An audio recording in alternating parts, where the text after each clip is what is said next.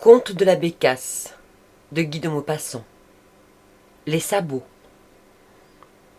Le vieux curé bredouillait les derniers mots de son sermon au-dessus des bonnets blancs des paysannes et des cheveux rudes ou pommadés des paysans.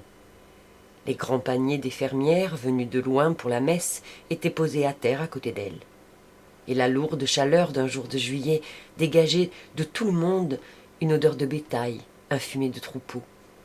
Les voix des coqs entraient par la grande porte ouverte, et aussi les meuglements des vaches se couchaient dans un champ voisin. Parfois, un souffle d'air chargé d'arômes des champs s'engouffrait sous le portail, et en soulevant sur son passage les longs rubans des coiffures, il allait faire vaciller sur l'autel les petites flammes jaunes au bout des cierges. « Comme le désire le bon Dieu, ainsi soit-il, » prononça le prêtre. Puis il se tut, ouvrit un livre, et se mit comme chaque semaine à recommander à ses ouailles les petites affaires intimes de la commune. C'était un vieil homme à cheveux blancs qui administrait la paroisse depuis bientôt 40 ans, et le prône lui servait pour communiquer familièrement avec tout son monde. Il reprit. « Je recommande à vos prières Désiré Valin, qui est bien malade, et aussi la Pommelle, qui ne se remet pas vite de ses couches. » Il ne savait plus, il cherchait les bouts de papier posés dans un bréviaire. Il en retrouva 2 enfin et continua. « Il ne faut pas que les garçons et les filles viennent comme ça le soir dans le cimetière, ou bien je préviendrai le garde champêtre. Monsieur Césaire Aumont voudrait bien trouver une jeune fille honnête comme servante. » Il réfléchit encore quelques secondes, puis ajouta. « C'est tout, mes frères. C'est la grâce que je vous souhaite, au nom du Père et du Fils et du Saint-Esprit. » Et il descendit de la chaire pour terminer sa messe. Quand les Malandins furent rentrés dans leur chaumière, la dernière du hameau de la Sablière sur la route de Fourville, le père, un vieux petit paysan sec et ridé, s'assit devant la table pendant que sa femme décrochait la marmite et que sa fille, Adélaïde, prenait dans le buffet les verres et les assiettes. Et il dit « Ça serait peut-être bon, cette place chez Maître Aumont, vu que le v'là veuf, que ça brûle pas, qu'il est seul et qu'il a de quoi. Ferions peut-être ben d'y envoyer Adélaïde. » La femme posa sur la table la marmite toute noire, enleva le couvercle, et pendant que montait au plafond une vapeur de soupe pleine d'une odeur de chou, elle réfléchit. L'homme reprit. « Il a de quoi, pour sûr, mais qu'il faudrait être dégourdi, et qu'Adélaïde l'est pas un brin. » La femme alors articula. « Je pourrais en voir tout de même ?» Puis, se tournant vers sa fille, une gaillarde à l'air niais, aux cheveux jaunes, aux grosses joues rouges comme la peau des pommes, elle cria. « Tonton, grande bête, t'iras chez Maître Aumont, te proposer, comme servante, et tu feras tout ce qu'il te commandera. » La fille se mit à rire sottement, sans répondre. Puis tous 3 commencèrent à manger. Au bout de 10 minutes, le père reprit. « Écoute un mot, la fille, et tâche de ne point te mettre en défaut sur ce que je vas te dire. » Et il lui traça en termes lents et minutieux toute une règle de conduite, prévoyant les moindres détails, la préparant à cette conquête d'un vieux veuf mal avec sa famille. La mère avait cessé de manger pour écouter, et elle demeurait, la fourchette à la main, les yeux sur son homme et sur sa fille tour à tour, suivant cette instruction avec une attention concentrée et muette. Adélaïde restait inerte, le regard errant et vague, docile et stupide. Dès que le repas fut terminé, la mère lui fit mettre son bonnet, et elles partirent toutes 2 pour aller trouver M. Césaire Aumont. Il habitait une sorte de petit pavillon de briques adossé au bâtiment d'exploitation qu'occupaient ses fermiers, car il s'était retiré du faire-valoir pour vivre de ses rentes. Il avait environ 55 ans. Il était gros, jovial et bourru comme un homme riche. Il riait et criait à faire tomber les murs, buvait du cidre et de l'eau-de-vie à plein verre, et passait encore pour chaud malgré son âge. Il aimait à se promener dans les champs, les mains derrière le dos, enfonçant ses sabots de bois dans la terre grasse, considérant la levée du blé ou la floraison des colzas d'un œil d'amateur à son aise, qui aime ça, mais qui ne se la foule plus.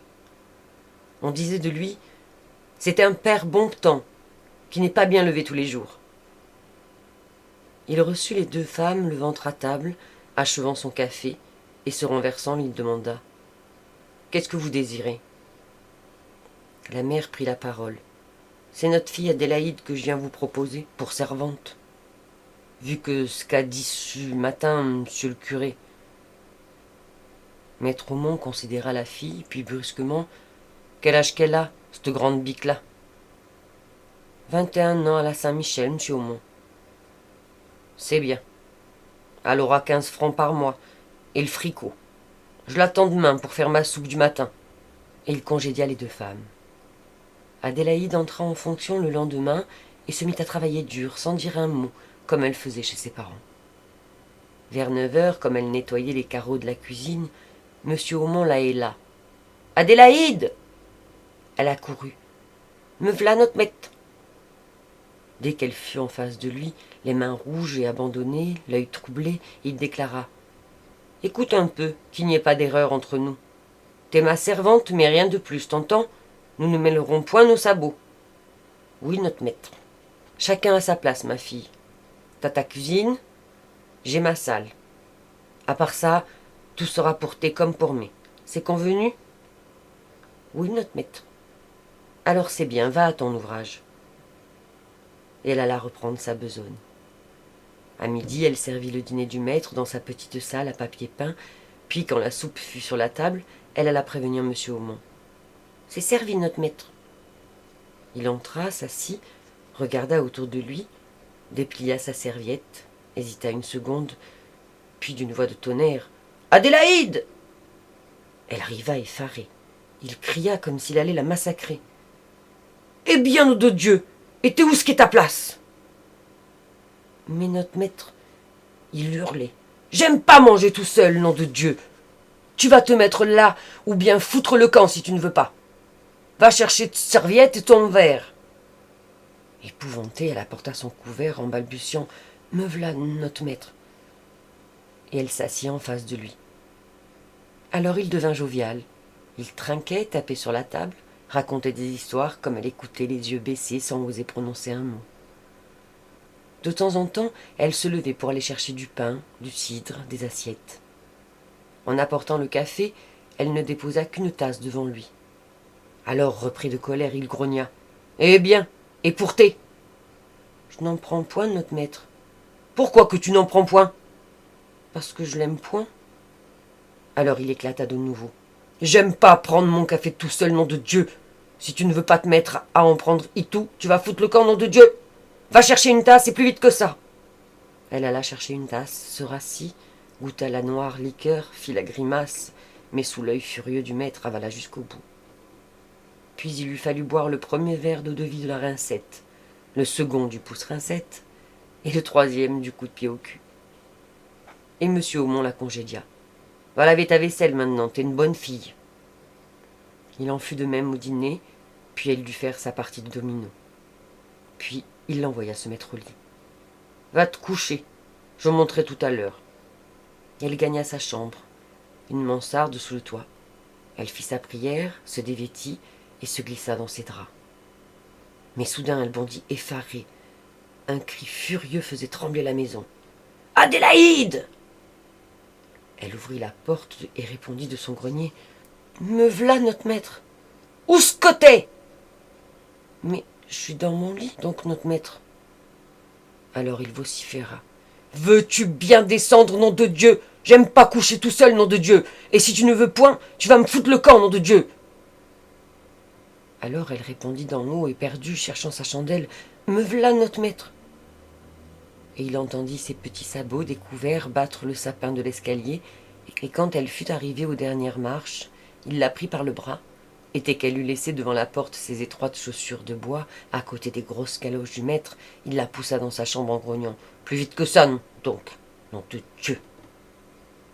Et elle répétait sans cesse, ne sachant plus ce qu'elle disait. « me v'là, notre maître. » 6 mois après, comme elle allait voir ses parents un dimanche, son père l'examina curieusement puis demanda. « T'es-tu point grosse ?» Elle restait stupide, regardant son ventre, répétant « Mais non, je crois point. » Alors il l'interrogea, voulant tout savoir. « Dis-moi si vous n'avez point quelque soir mêlé vos sabots. »« Oui, je les ai mêlés le premier soir et puis les autres. »« Mais alors t'es pleine, grande futaille. » Elle se mit à sangloter, balbutiant. « J'avais timé, j'avais timé. » Le père Malandin la guettait, l'œil éveillé, la mine satisfaite. Il demanda. « Qu'est-ce que tu ne savais point ?» Elle prononça à travers ses pleurs. « Je savais timé que ça se faisait comme ça, des enfants. » La mère rentrait. L'homme articula sans colère. « Lave la grosse à cette heure. » Mais la femme se fâcha, révoltée d'instinct, injuriant à pleine gueule sa fille en larmes, la traitant de manante et de traînée. Alors le vieux la fit taire. Et comme il prenait sa casquette pour aller causer de leurs affaires avec maître César au Mans, il déclara. « Elle est tout de même encore plus sotte que j'aurais cru. Elle ne savait point ce qu'elle faisait, cette niante. » Au prône du dimanche suivant, le vieux curé publiait les bandes de M. Onufre Césaire au Mans avec Céleste Adélaïde Malandin.